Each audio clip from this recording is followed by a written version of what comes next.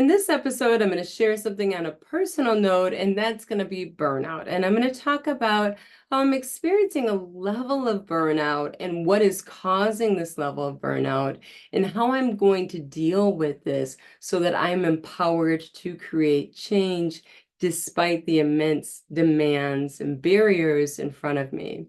So I'm hoping that you will join me here at the drawing board, and you and I will together struggle a little bit, do something different, create a minimal viable product at the end. And it's going to be messy, and we're going to refine it over time. But what we're going to do is we're going to be the agents of change that we are, and we're going to make a difference. And sometimes to do that, you need to go to the back door, you need to crawl through a hole in the side door, you need to find a window, you got to do something different. And that's what we're going to talk about today. So to give you a little bit of a background, this could be triggering for you because perhaps you're in the same situation I am. I service many, many children with autism who are minimally speaking, and I support them with high-tech AAC devices. Now, the problem is I simply have absolutely no time in my schedule to provide parent coaching or parent support on how to use these devices. So that is something that is causing a great degree of stress for me in my work. I work 4 days a week in a public school setting. And in that public school setting, I have close to 50 preschoolers on my caseload, many of whom have very complex communication needs. So I am in therapy every second of the day, every minute of the day, literally, and there's more to do. And I simply do not have the time and resources to do these things. So let's set the stage of what the expectations are. If you're working with children with AAC devices, the expectations are under IDEA, under Early Intervention Part C services, under School Age Part B services, is that you are providing parent training to the parents in how to use these devices.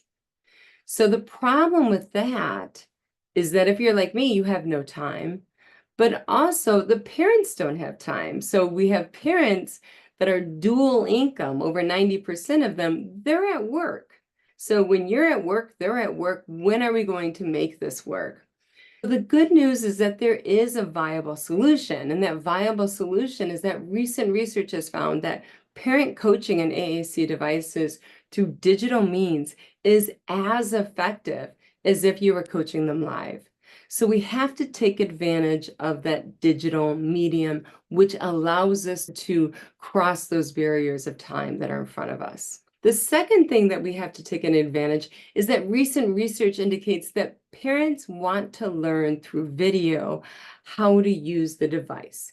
They want to see video examples of what to do. So the parents want the video, A, that's what they're looking for, and B, what we know is it's as effective as live modeling.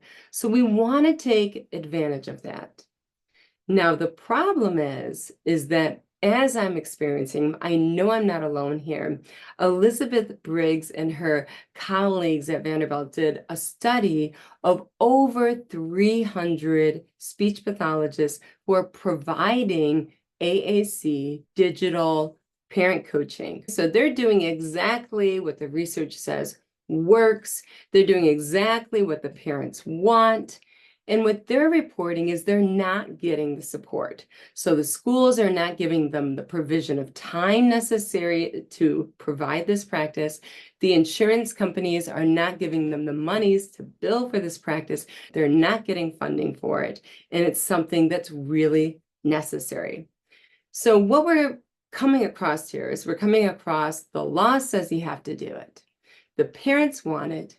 The research says it works. And you're not given the support. You're not given the support from administration. You're not given the support from insurance companies. So what are you to do? So now we're coming into burnout. Now, how does burnout enter the picture? So I'm going to give you a quote here, and this quote is from Psychology Today, and they attribute workplace burnout to this. Burnout most often occurs when a person is not in control over how their job is carried out. So the insurance companies and the administrators are saying, we want you to be doing one-on-one direct therapy with the child, and that's what you're here to do. And we want you to be doing this 100% of your school day if you want monies for your therapy from the insurance companies. So you're not given the autonomy to do your job in the way that you know you can effectively do it.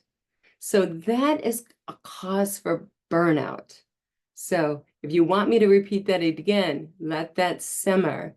It's what Psychology Today attributes to workplace burnout, which is it occurs when a person is not in control over how the job is carried out. So that is a situation in which administrators and insurance companies are saying you're not in control over how this job is carried out. Therefore, you can't do your job. You can't do the parent coaching. It's impossible without the support. So let's go on to another reason the burnout is occurring. The Harvard Business Review attributes workplace burnout to this. The work demands outstrip your capacity to meet them. This is the known cause of burnout. So we have our scale, and on one side of the scale, you have the demands. They're heavier than the capacity, and it's flipped. This causes burnout. So in this case, in my case, for instance, I have absolutely no time. So we're having close to 50 kiddos. We have 4 days to work with them. You're in therapy every minute of the day. And you have this parent coaching that you're supposed to be doing by law, that you're supposed to be doing ethically, that you're supposed to be doing by the research and what's right for the child. But you can't do it. The demands are outpacing the capacity. So for these reasons, naturally, if you're like myself, if you think at all, if you feel at all, you're going to be burned out. You're going to be like, where's my time machine? Let me just pull that out of my pocket and we're going to make this happen. So what are we going to do? Now, this is where I really want you to roll up your sleeves and I want you to think, I'm going to do something differently. I want you to take control of your caseload. I want you to take control over your time. And this is what I'm going to suggest you do in the fall. So, of course, I'm giving time to think about it now that I'm finally on vacation this week. It's just starting right now. And I'm thinking, okay, Kelly, how are you going to have your cake? You're going to see the kids for the direct therapy and you're going to eat it too. You are going to provide that parent support that's so necessary, that's so effective through digital means. You're going to do both. This is what I'm going to do. I am going to block off a couple of hours every week that are devoted solely to parent coaching. This is just a small step, but it's a big step in the right direction, okay? What I'm going to do with that parent coaching is I am going to create a digital product in which I show parents how to use the device in the natural home environment throughout their day. I demonstrate it. I do it in a systematic way. I do it in a framework. I'm going to have delineated, of course, in August for my SIS members when I do a workshop on this. Don't worry, it's all going to be nicely tied up in a bow and ready to go. I have to fuss with it. I have to think it out and make it all pretty for you, and I'll share the nice product when it's done. So what I'm talking about here is after I do that, I have the time blocked out. I create my framework, I create my systems and processes, I create my videos. I have something in place. I send the videos out to the parents. It's a step one. Is it messy? It's messy. Is it a minimal viable product? It's an MVP. It is something, which is better than nothing. And I send that out and I see, what is the feedback? Is this working? Is this not working? And I tweak it and I refine it over time. But that's how we grow. We grow by stepping outside of our comfort zone. We grow by doing things messy, and we grow by failing. I always appreciate my failures more than my successes. I've always found I've learned so much more from them, maybe because they're so much more painful, but there's so many more great lessons. We're going to have all these failures when we figure this out. But I can tell you this. We're going to be growing. Our children will be growing. Their families will be growing. We're all going to be growing together. And it's going to start when we do something different. So that is the plan that we're going to do. If you are a SIS member, you know, in late August, I'm going to have a workshop for you that is showing you how I'm going to provide parent coaching through digital training for my parents using high-tech AAC devices.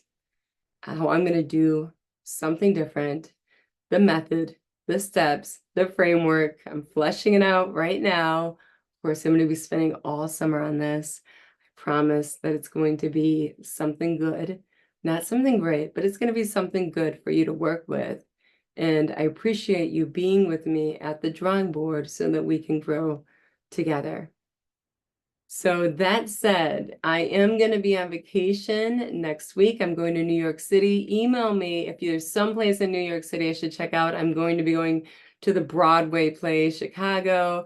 I have another day there. I'm going to be right in the middle of New York, across from the Metropolitan Museum of Art. So I'll be right in the midst of things. If you know a place I have to go to, or I must do in New York City, please email me and let me know. Kelly@KellyVessSLP.com. After that, I'm going to be going to Portugal. So I'll be for 3 weeks in Portugal. I'm so excited about that. I'm going to be all over Portugal. I'll be in Obidos. I'll be in Lisbon. I'm going to be in the Terceiras Islands. So I'll be there for 3 weeks in Portugal. Now, don't worry, if you're in my SIS membership, I've got you covered.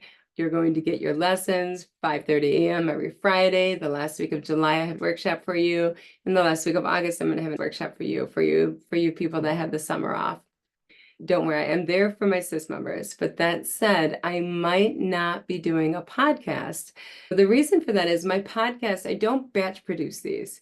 My podcasts are always what are on my heart right now? What is on my mind right now? What do I want to share with my peeps? What is the latest research that is just simply a jewel that I can't wait to share with you? I don't know if you get that feeling, but when I'm talking to you each week, this is hot off the press. This is research that is hot off the press. These are ideas. These are feelings that I'm having at this moment in time that I'm sharing with you for you to listen to the next day. That's just the way I work. I'm a very intuitive person.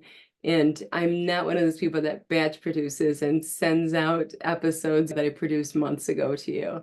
It's just not authentic for me.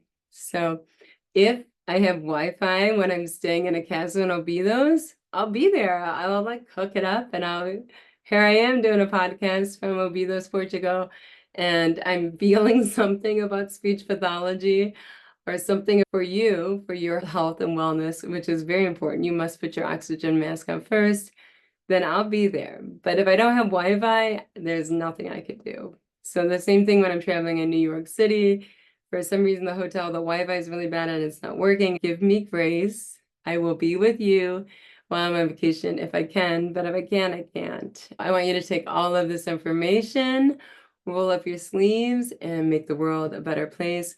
One child at a time. You are always going to be first.